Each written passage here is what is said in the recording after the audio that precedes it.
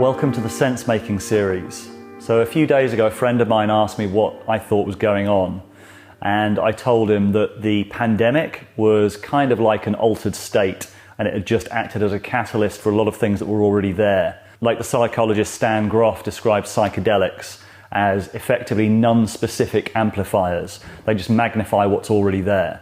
So I think what's happened with the pandemic is that it's acted as a catalyst for all of the things that were under the surface, all of the fault lines, and the problem of truth is right at the center.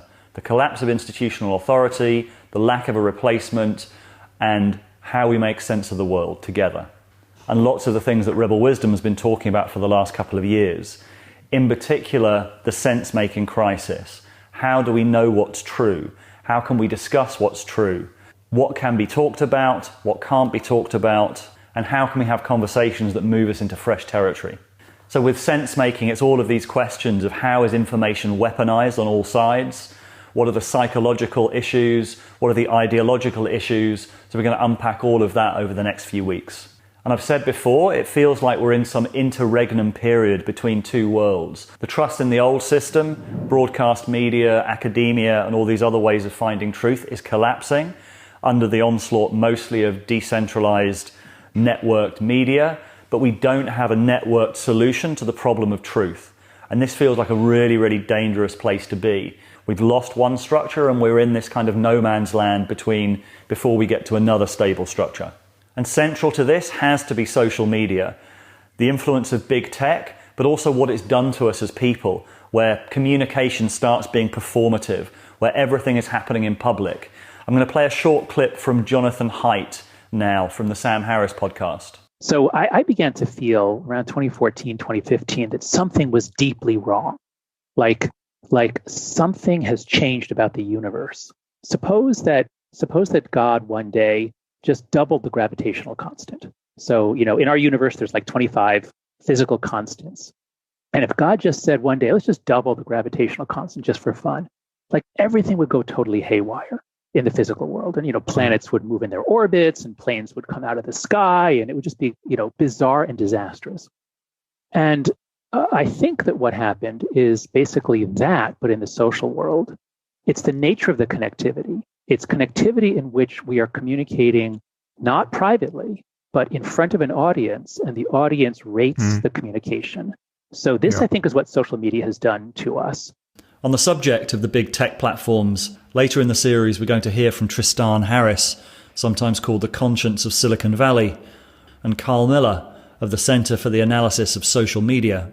When you kind of sit down and you talk to people that have actually done influence operations in information warfare, the first thing that you learn from them is that they barely ever try to convince you of something that you didn't already think was true about the world. It's much, much, much easier to influence you and change your behavior on the basis of giving you information which already confirms what you think is true about the world, make you even angry about the things that you think are true about the world, and then direct what you're going to do with all that anger into one direction or another. And they will tell you there is absolutely no point really lying to people most of the time, because you can build an extremely distorted picture of the world simply through the judicious selection of some facts over another. So I'm going to start this series by going back to some things that we've covered in the past on Rebel Wisdom, because the issues that brought up are now even more pressing than they were before. In particular, the intellectual dark web phenomenon. So we did quite a lot of pieces around the intellectual dark web concept at around the time of the first big Rebel Wisdom piece, Glitch in the Matrix. So I'm going to play another quick clip introducing what the intellectual dark web is. The intellectual dark web was first named by the mathematician and physicist Eric Weinstein on Sam Harris's Waking Up podcast in January 2018. It attempted to join together an unlikely group of intellectuals and alternative media personalities, all the way from psychologist Jordan Peterson to podcaster and martial arts commentator Joe Rogan, figures from across the political spectrum, but all supposedly united by their willingness to have open and difficult conversations. The name stuck. Interest in the phenomenon quickly spread far and wide, with many thousands joining the conversation online. Welcomed by some, ridiculed by others, and even questioned by some in the group. It's like a herd of cats, right? Because, so I've thought about, well, what unites us to the degree that there's an us, because that's not so self-evident. There's enough of an us so that the name emerged and it's stuck. So there's something in common, because otherwise the name wouldn't have stuck, right? You can't name nothing. It doesn't work. So what is the intellectual dark web? People in the group tend to reject orthodoxy, tend to reject ideology, tend to be interested in first principles thinking, meaning that if you don't take something on faith. You need a group of people who are willing to say, hey, you made a better point, and I've changed my mind, and I've learned something that I didn't think about. And that kind of integrity in a conversation is what characterizes a lot of the internal IDW discussion to me. It's that people agree not on their positions, they may not even agree as to what the facts are, but they usually agree as to what constitutes a conversation. So the reason for focusing on this is because I think the problem that it was responding to is the key problem. How do you have conversations across ideological lines? How do you talk about things where there's a real social cost to talking about it? I'm going to have some criticisms of the intellectual dark web as it was constellated and as it played out. In a way, I think the intellectual dark web died as soon as it was named. In a paradox, as soon as it appeared in the New York Times with Barry Weiss's article, it was no longer dark, and it was very easily attacked as saying, well, how can you say that this is the dark web when Joe Rogan has 7 million subscribers, Sam Harris is one of the biggest podcasters in the world? And there's some truth, obviously, to that critique. So I think something like it has to be recovered. We have to have some way of having these conversations and widen it out, maybe beyond where the intellectual dark web was first constellated. So it's very difficult to talk about these things without going into politics. For what it's worth, I think the left-right division is less useful than it's ever been. My personal background, I would describe myself as a disaffected liberal. I was brought up in a very left-wing family. And like many people, I feel politically homeless because the left now is not what the left used to be when I was growing up. But I also see how that particular observation can also be weaponized as well and be used for political ends. The main criticism of the IDW at the time was that it was right-wing and reactionary, which is clearly not true when you have left-wingers like Sam Harris, Eric and Brett Weinstein within it.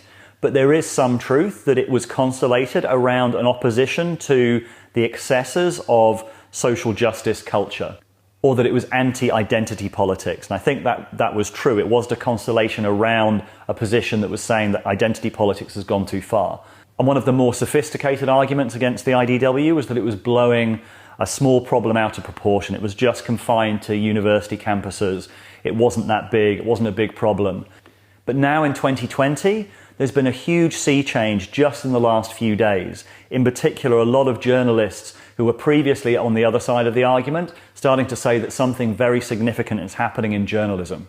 There's been a very famous blow-up in the New York Times, which has led to the opinion editor having to leave the paper. And this recent article by Matt Taibbi says that there's been revolts in at least 8 different newsrooms around the US. Now, I've got friends who are still in newsrooms in the UK, and they say the same thing has basically been happening here. It's been summarized, particularly in these tweets by Barry Weiss, who was the person who wrote the original IDW article, as effectively a revolt by new woke journalists against older liberal journalists. The older liberal journalists staying more to a kind of freedom of speech position, and the new generation having more of a kind of harms focus, saying that certain types of speech are violent, certain types of speech should not be given place in the paper. All of these arguments which directly go against the old tradition of open debate and free speech. So much has changed that even Matt Iglesias, one of the original founders of the ultra-woke Vox, posted this tweet saying he would have to apologize for saying that it was confined to just university campuses. As Brett Weinstein, the evolutionary biologist and one of the original members of the IDW, said in one of our films, this is not just consigned to university campuses. So we are all watching something move across the landscape and alter what can be said, where it can be said, what kinds of language have to be used. And many people will tell you, nobody really believes that. And then others will tell you, oh, it's a tiny number of people, so you're blowing the danger out of proportion. But those of us who are paying attention to it are watching institution after institution be lobotomized by these arguments that really don't rise to the level of a good discussion in a college dorm. These are not high-quality arguments. They are not robust in the face of what is understood as a result of decades, or in some cases centuries, of study in different disciplines. So how is it that these wrong arguments carry so much power? That's the question. The answer in general is that game theory provides loopholes where people can have power that is disproportionate to their numbers and disproportionate to the power of the logic underlying what they are saying. So the wielding of stigma in such a way that causes people to be much more likely to voice one perspective than the counter perspective, understanding the biases that exist as a result of a sometimes cynical use of game theory. So I think it's time to review the IDW, to go back through history, look at what they got right, look at what they got wrong, and then think about what might come next. How can we find a way of arriving at truth together? So tomorrow I'm going to post a talk that I gave at a university last year called My Journey with the IDW. I almost called it The IDW is Dead, but changed my mind at the last minute. And then shortly after that, I'm going to post some interviews that I've done quite recently with Eric and Brett Weinstein.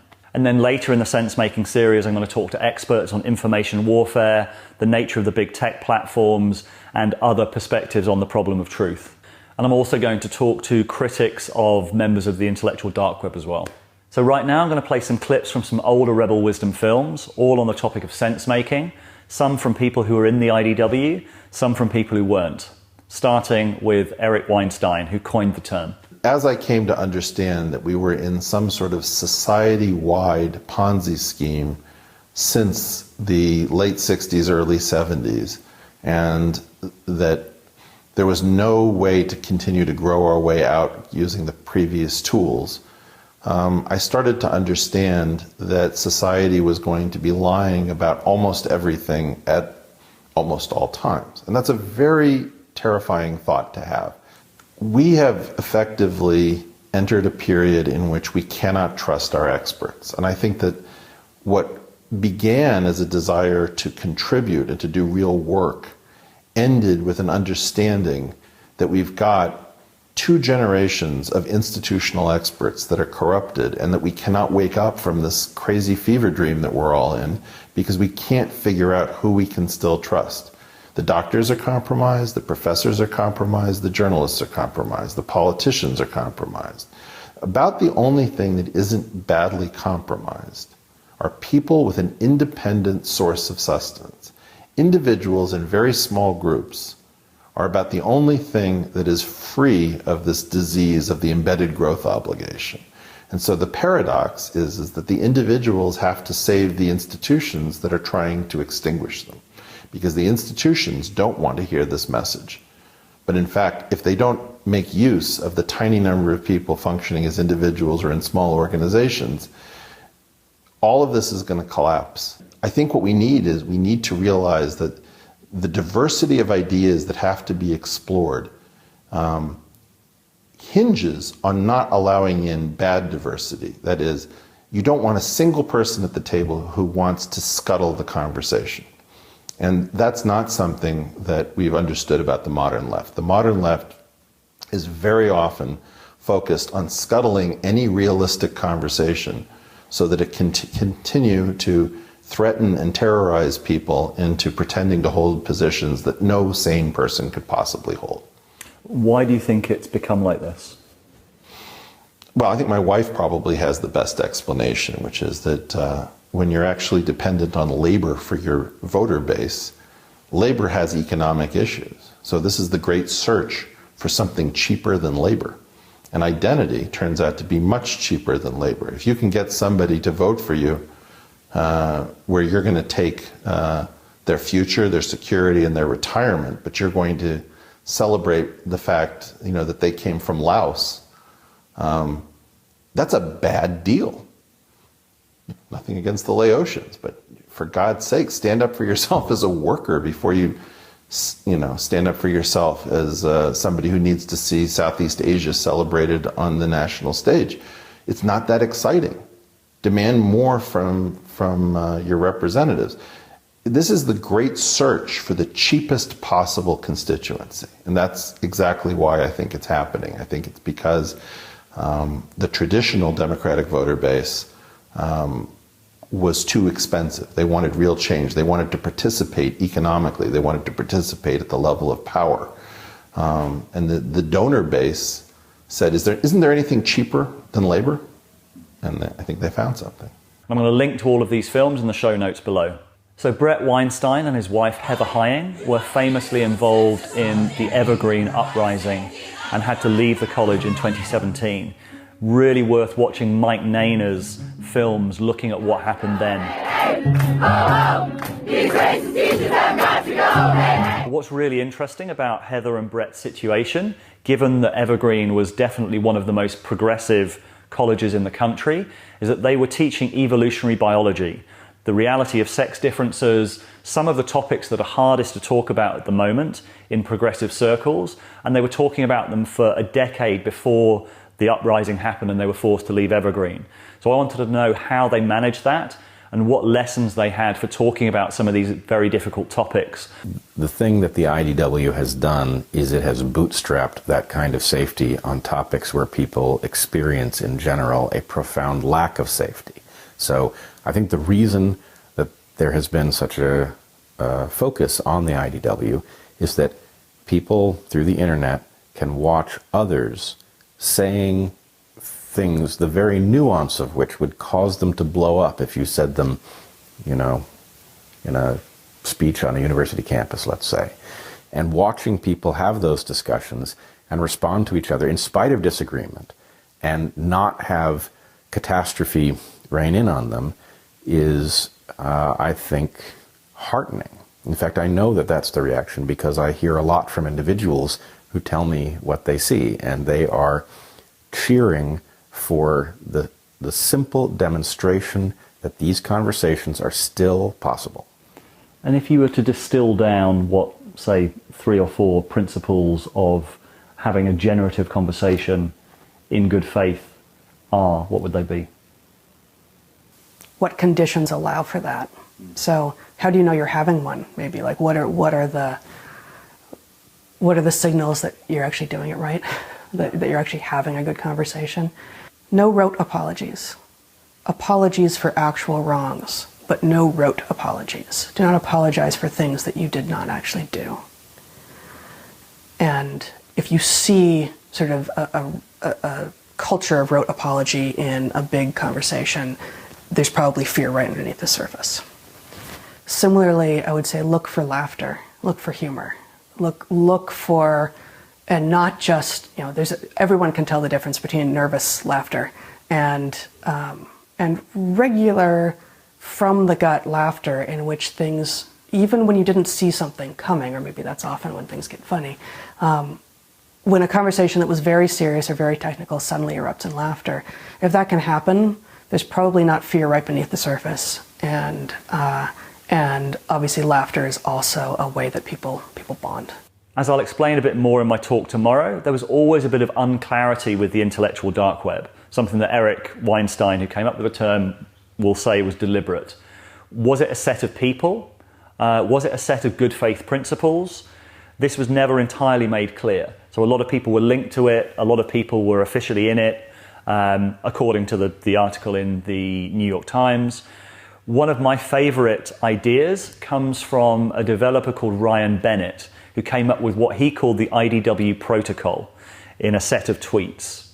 And his point was, we don't understand the internet by looking at the contents of people's hard drives. You fundamentally misunderstood the nature of the internet if you try and do that.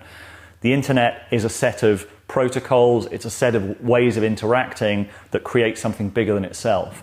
What if we could come up with a crowdsourced set of principles that would equate to kind of good faith dialogue? If so, this is something that Heather and Bret also talked about, having a covenant in their class to be able to talk about these subjects. And what do you think are the principles for discussing these kind of topics that you could take from your experience at Evergreen and take out into the world? Certainly having some sort of a document in advance that everyone has agreed to is incredibly useful. You also need someone who's willing to and enabled to enforce it. And in the modern authoritarian left landscape, enforcers are always seen as bad. Hierarchy is a sign of the patriarchy in all of this. The problem is you will immediately, not having such a covenant, you will immediately trip over the following problem if you attempt it. The covenant is exclusionary. What you are really saying when you set out an agreement about how we will talk and disagree and challenge each other is you are saying that if you don't agree to these rules, you're not welcome here.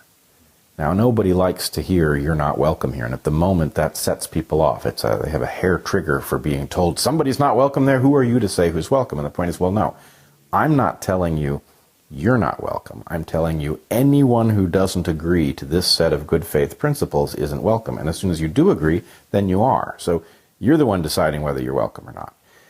Having decided to live by these rules, then you get the benefits of what is in effect a much more capable but more fragile conversation. And this is, I think, one of the hardest lessons the hardest lessons for me at least of complex systems, is that very often the most capable creatures or mechanisms are also the ones with the narrowest requirements. So that a beautifully architected creature may have very precise limits on what it can tolerate. The beautiful conversation that is capable of traversing some new landscape and doing it deftly, that conversation does not happen when anybody can lob any accusation at any moment with no evidence. It happens when people are protected enough to try out difficult things and then to adjust their position and learn where they've arrived.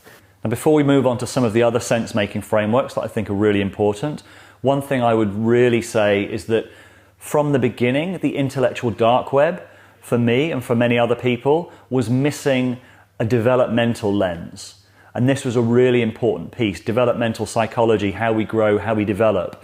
And even though Jordan Peterson was a big fan of Jean Piaget, who was a developmental psychologist, the intellectual dark web didn't have that component to it. And the most famous exponent of that is probably Ken Wilber in integral theory. And I spoke to him, and he laid out some really, really useful frameworks for understanding what's going on. Ken Wilber is the creator of integral theory, another attempt to pull together much of the world's knowledge and spiritual traditions into a theory of everything. Integral theory gained a big following in the 90s and 2000s and remains influential. After serious health problems over the last decade, Ken Wilber is now returning to the conversation. At the core of integral theory is the idea that cultures and societies go through specific levels of development in the same way as individuals do, becoming more sophisticated as they develop or grow up. It's an idea that's common to developmental theorists, including Peterson's favourite, Jean Piaget. You move from one knowledge structure to the next one, which includes the previous one and is better. And it's better because it covers more territory. That's how you know it's better. It does the same thing the old tool does, plus some additional things. So it's a definition of better. Integral theory represents this development as a spiral. In this film, we'll mostly be talking about amber, tribalism, ethnocentric, authoritarian, which first emerged about 5,000 years ago. Orange, modern values, the rational self, that emerged 300 years ago with the liberal democracies and the beginning of universal values. Green, the values of relativism, multiple perspectives, dialogue and consensus, human rights, sometimes called postmodern, which emerged fully in the 1960s. If they're healthily integrated, they support each other, but each of them can believe that their way of looking at the world is the only true way, and then they are mutually exclusive. For Wilber, the incomprehension between these worldviews is what's causing many of the worst excesses of the culture wars. Above these levels, Wilber says, is another level called integral or second tier. From this perspective, it's clear that each of the previous ways of seeing the world has value and needs to be integrated. As we started to get this both polarization and then included regression in many cases to just these absolutistic, retribalized points of view, where people, again, if they were discussing their tribe, they weren't saying, this is what my tribe has in common with this tribe and this tribe and this tribe. This is how my tribe's different from that tribe, and it deserves some sort of special something or other. And again, there very well could be tribes that deserve special attention, certainly. But the point is, if you're just emphasizing that and you're not emphasizing how that tribe is part of a unified overall tribal structure, then that is just retribalization, that is regression, and the only ultimate endpoint of that really is just warfare. And it's just no way around it. And humanity fought 300,000 years to get over that stage. So among other things, it could bring in women's rights and bring in an end to slavery and bring in the end of the untouchables and start including every minority you can think of, LGBTQ, transgender. This was extraordinary. But as it started to fall apart and get rocky, and what started to get left out as green became just extreme, absolutistic, and started devolving into nihilism and narcissism, or even regressed to absolutistic, ethnocentric. The only people you had supporting these original liberal values, which are absolutely crucial to any higher stage. The whole point about these stages of development is that each higher stage, again, transcends but includes the previous stage. And green didn't transcend and include orange, transcended and repressed orange. That's the definition of pathology. And that's one of the real problems with that. So if you have an integral thinker and they're looking out there to see what is really missing, because that's how an integral thinker thinks, is, wait, there's a little bit of truth in all of this. How are we including all of these things? And you're thinking that way, and you look out there, and if you are, for example, a professor teaching at a university, one of the things you start to notice is this extraordinary lack of traditional liberal values. After we covered the IDW, Rebel Wisdom continued to look at the topic of sense making and to seek out people who had really interesting and useful frameworks to make sense of things. One of those, who I think is really essential to understand, is Jordan Hall and his concept of decentralized versus broadcast media and the concept of the blue church and Game A. So I want to play a short clip from that here.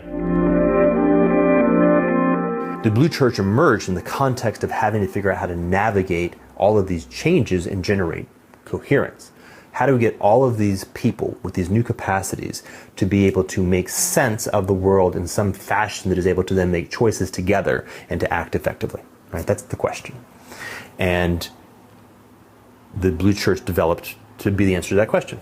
Right? So it developed the ability to say, for example, use the education system to establish an embodied sense of vertical meritocratic hierarchy. Right? The idea that some people are better at others in knowing certain kinds of things. We can find them, and then we empower them to have hierarchical authority in the structure that we're in. And I should say this, by the way, both formally and informally. The role of being in class is teaching that. Whether the content of the story of the class, whatever the content of the class is, the experience of the student is the teacher's in charge. Our job is just to listen. And some of us are smart, and they get to be teachers or in charge, right? That's the story of school. And it's very important, that first part, that there's a relationship between authority and receptor that has a broadcast modality. So the blue church is very broadcast across its entire mode. So what I mean by broadcast, of course, is exemplified in television, which is to say that some small number of people get to speak, and a very, very large number of people get to listen. We talk about discernment and how that's a key skill in decentralized media compared to broadcast media. Oh, absolutely. So now the conversation, which I think is really nice, is turning to now what and how. So the answer now what is decentralized collective intelligence. Great. How? How do we do that? So I said first step is know that you don't know.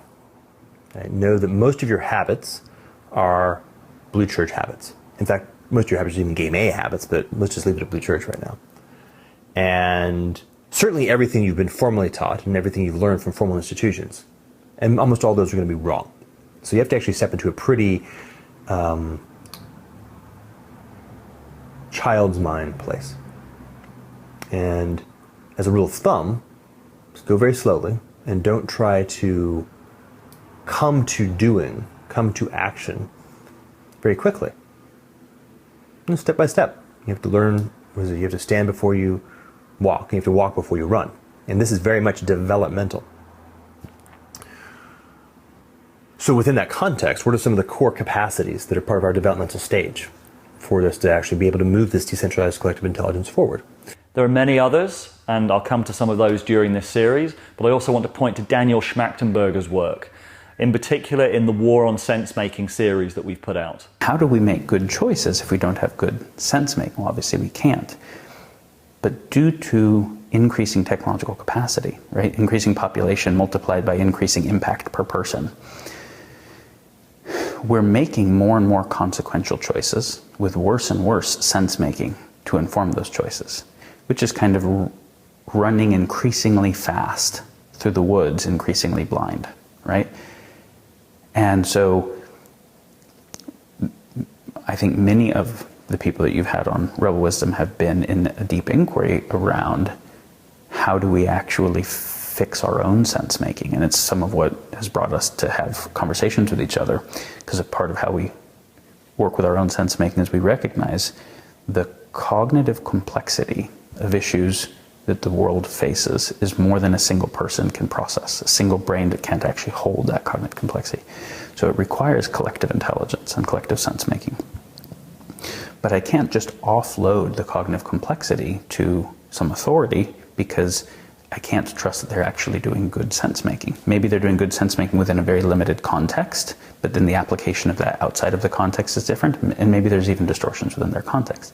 So I have to try and find other people that are also really endeavoring to sense make well, which means they have to understand what causes failures in sense making. And then we have to see, can we create relationships with each other that remove the distortion basis that is normally there? What can people do right now within a game theoretic world to start to create spaces of truthfulness,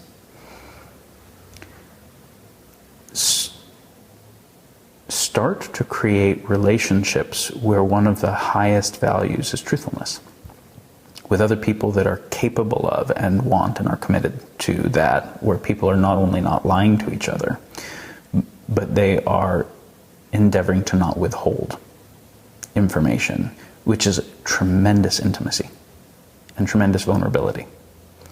And see if you can create enough psychological safety with some people to be able to start exploring what does it mean to actually share information honestly, so that we can have that and all kind of make sense together. That's one thing.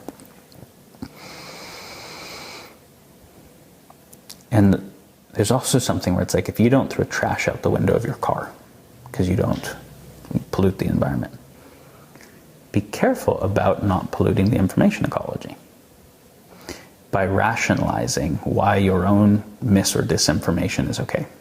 And just start to think of it that way. Think of any time you're sharing little lies as polluting the information ecology and being like, oh wow, I don't want to do that.